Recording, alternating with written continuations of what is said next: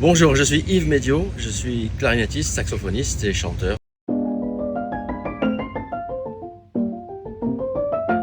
Mon père était saxophoniste et j'avais des chanteurs d'opéra dans ma famille. Et donc très tôt, j'ai été bercé par cette atmosphère. On m'a mis à la musique, j'avais 4 ans.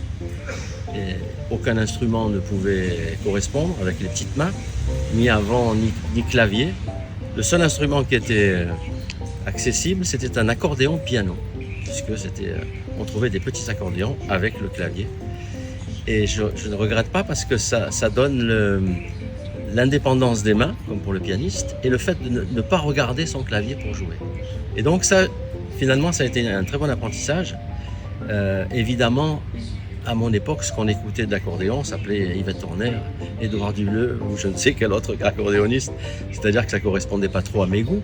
Il n'en reste pas moins que j'ai travaillé des morceaux et je me souviens d'avoir joué un morceau mémorable qui s'appelait Perle de cristal et qui était particulièrement difficile. La grande découverte a été Sidney Bechet, lorsque j'ai entendu pour la première fois Sidney Bechet au saxo-soprano, puis la clarinette. C'est là que j'ai décidé de me mettre à la clarinette.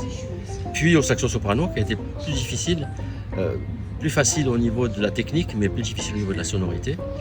Mais j'écoutais en boucle toute la journée et aujourd'hui, quand je joue des morceaux comme Passport to Paradise, c'est lui qui souffle derrière moi, c'est pas moi. La soirée de gala, évidemment, est un moment qui va compter pour beaucoup, et en particulier pour moi, parce qu'on retombe dans ces fameuses années 20, les Roaring Twenties, et puis le revival qui a été juste après-guerre. C'est l'époque reine de cette musique-là. Donc ça sera de la gaieté et de la danse, puisqu'il est prévu que le Charleston soit dansé allègrement lors de cette soirée. Rendez-vous le 15 novembre à 19h au Méridien à Nice. On compte sur vous.